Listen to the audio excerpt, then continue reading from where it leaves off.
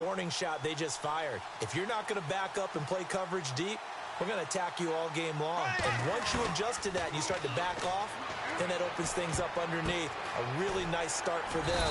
Great way to get the game going. Nothing on that one. It'll be second down. Pass complete, but no gain. No yards. Yeah. So you file that as unsuccessful. Yeah, you do, don't you? Except on the stats, throwing the ball. Get a completion. You get a catch. Yeah.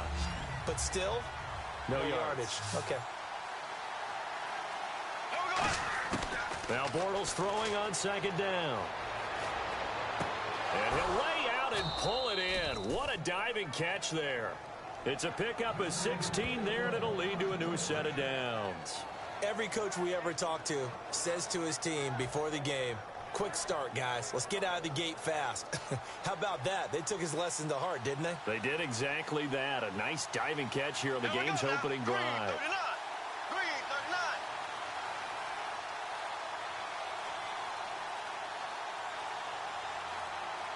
They'll need to get the play off quickly. Snap comes at 1, and it's Bortles. And it pops free. The collision there jarred the ball loose and brings up second down. Everything about that play tells you about today's NFL offenses and what they're asking out of running backs. You can't just be a guy who can run the football. You have to be able to catch it as well, and he didn't get that done on that play.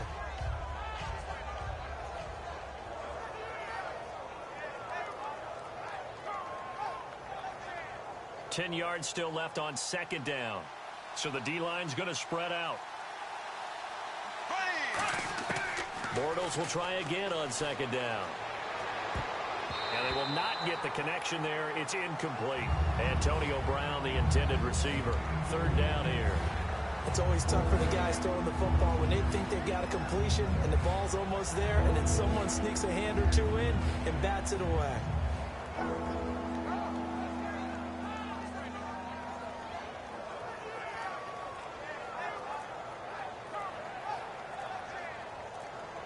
Play clock winding down.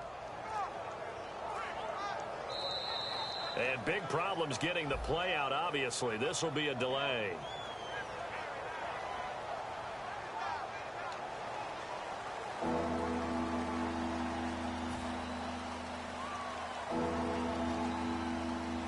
A long way to go here for the offense on third down after the penalty. 3rd and 15. On 3rd and long, it's Bortles. To the sideline, and that is a heck of a catch as he was able to get both feet in.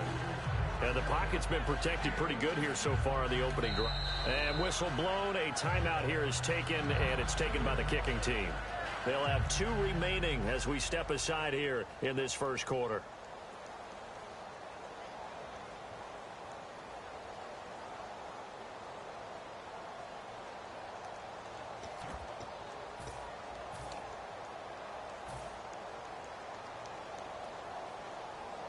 And how about the call here? They need 2 yards in their own territory on 4th down, and they're going to go for it.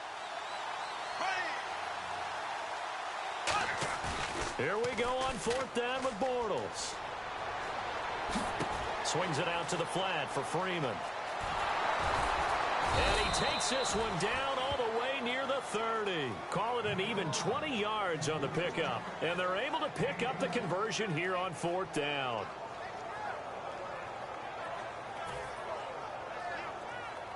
So after that big play, let's see if they can catch their defense maybe on their heels.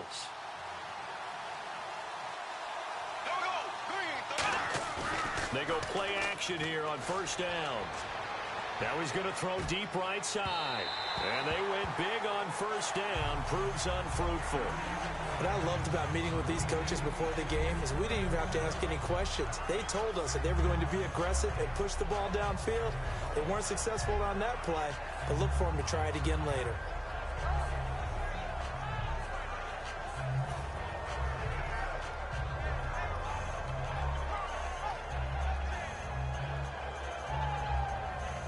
And the 8th play on this drive coming up. Time running out here on the play clock. On play action, now Bortles. He's going to take another shot here. This is intercepted. Picked off by Champ Bailey. And a big turnover there as his guys will get the football back. Well, your first drive of the first quarter, you get it down there, try to fire it in the end zone, and big-time deflation on that play. No doubt about it. They're moving and grooving and getting into position, and this is not the ending that they saw on this drive, is it? They had things going their way. After the interception, here's Stafford. Over the middle, Sharp's got it complete. And he takes us down deep into Cleveland territory. A big play there on the catch and run. 73 yards.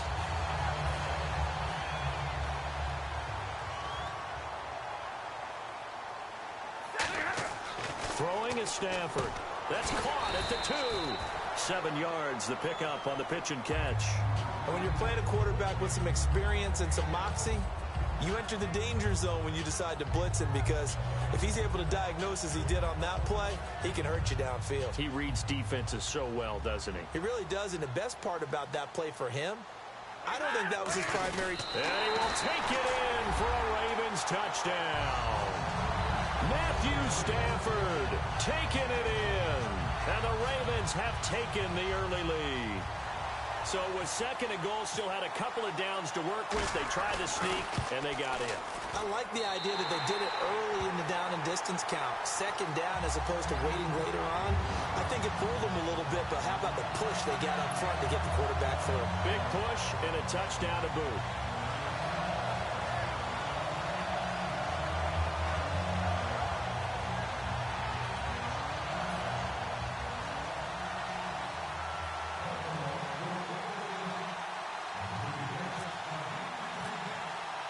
And it's been a Terry now to kick it away after the touchdown. This will be taken to the back of the end zone. And no run back here. This will be a touchback, and it comes out to the 25-yard line. And now Cleveland geared up to take the field. And the interception last time on the opponent's side of the field, certainly not what they wanted. Put it mildly, that is so frustrating, because that signifies there's a drive going on. You're in good spot. Great place to run some of your best offense. Instead, they turn the ball over. They turned the ball over last time. See if they can avoid doing it here. 2 yards on the carry there. It'll be second down. And after the play on the ground, that brings up second down here. That's a good play by the guys on the defensive side of the ball. Held them to a gain of 2. And that changes the playbook a little bit now for the guy calling plays. 2nd and 8.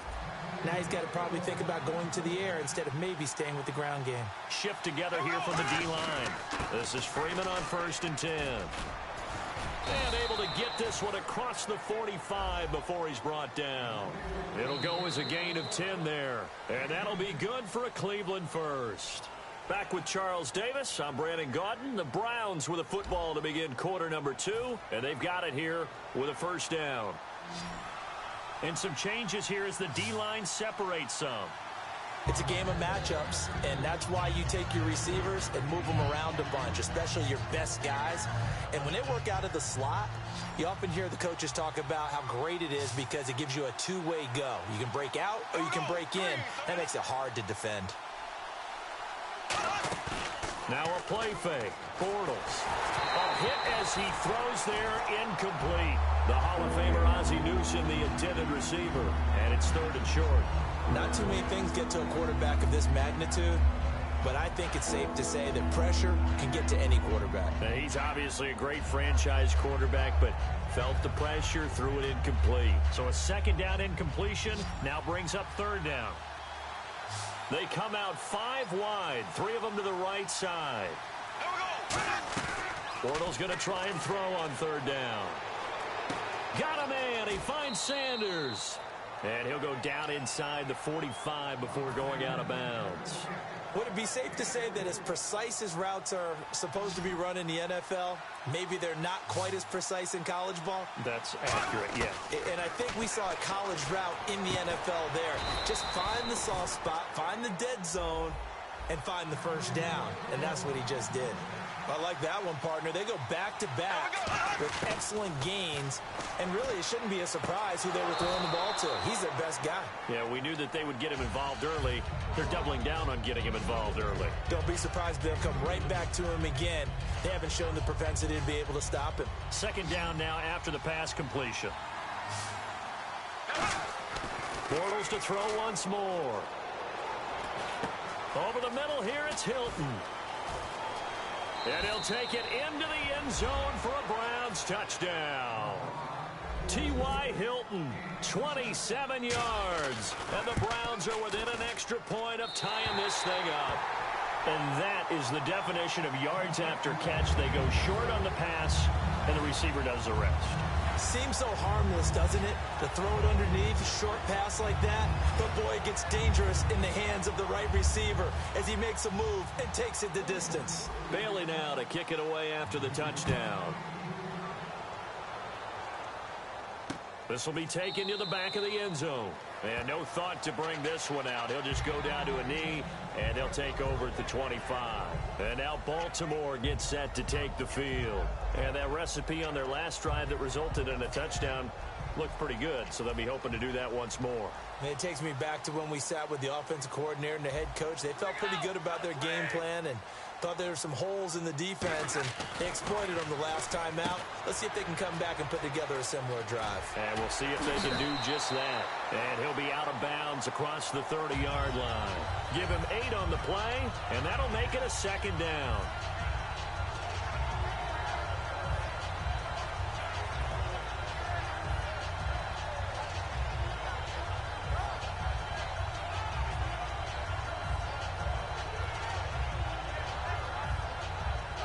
So this brings up a 2nd and 2.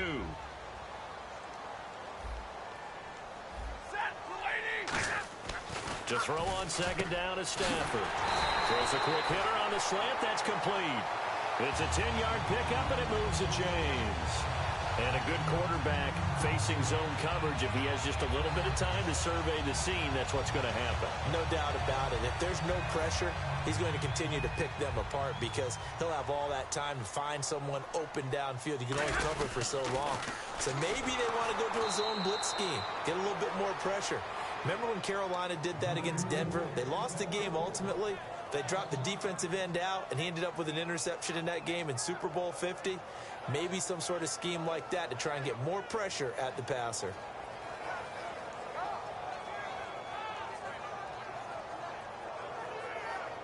So the defense has put them in a tough spot. It's 2nd and long.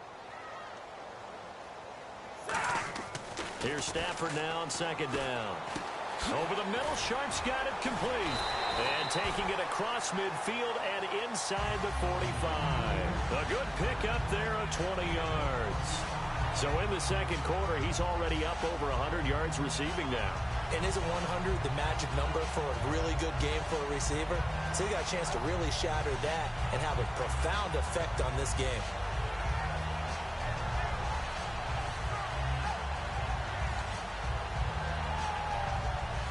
And now a first down following that long gain. And now with the play clock becoming a factor, Jeff Fisher's going to use a timeout. It's just their first, so they'll have 2 remaining here before we get to halftime.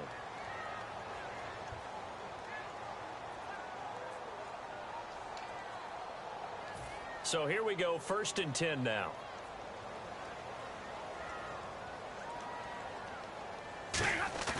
They go play action here on first down. And over the middle here, Amaro. And he gets this one all the way down inside the 15, just shy of the 10. There will always be a place for methodically marching the ball downfield. But when you can pick it up in big chunks and strike like that, have explosive plays, that's often the difference in winning and losing. Those types of plays that can knock a defense off balance, that'll drive a team towards a victory. It's a loss of 2 there, bringing up 2nd down. So the myth has been shattered. Every cornerback in the league is not just a cover corner. Some of them will stick their nose in there and make plays exactly as we just saw there. A big loss suffered by the offense after that nice tackle. That is caught. And he is into the end zone for a Baltimore touchdown. Jace Amaro A 12-yard touchdown grab. And the Ravens will add on to their lead. And it's up. It's good. Our score, 14-6.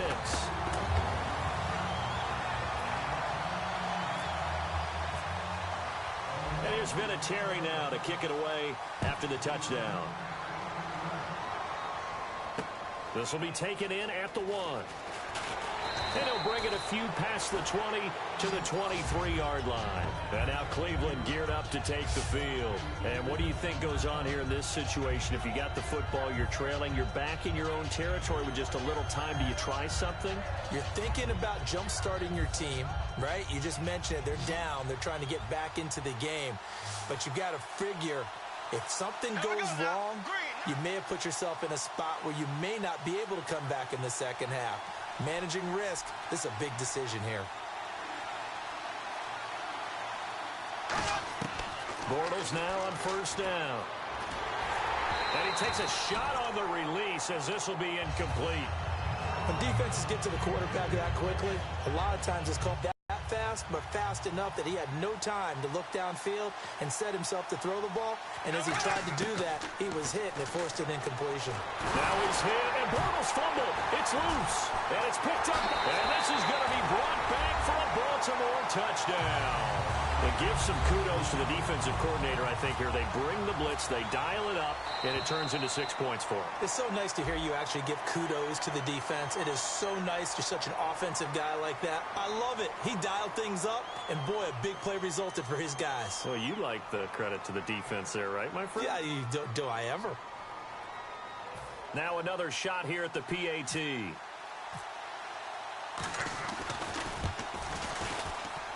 And it's no good on the PAT, so they can't add on here. And our score is going to stay right where it is.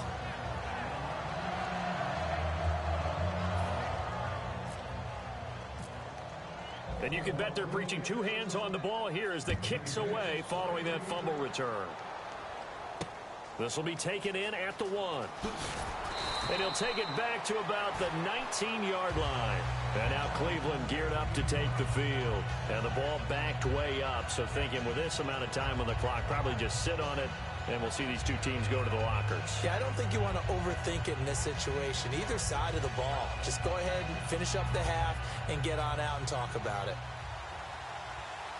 They'll put two receivers left, two to the right. On 1st and 10, here's Bortles. He's going to rifle one deep left side. They've got his man complete. That one goes for 36 yards. Well, we know he's got the speed there. He needed the speed and the hands. A great catch. And because of that speed, you have to respect it as a defender. So you have to either play. Now a clash of bodies here, and it's intercepted. Picked off by Brandon Flowers. And his guys have got it back at the closing stages of the first half.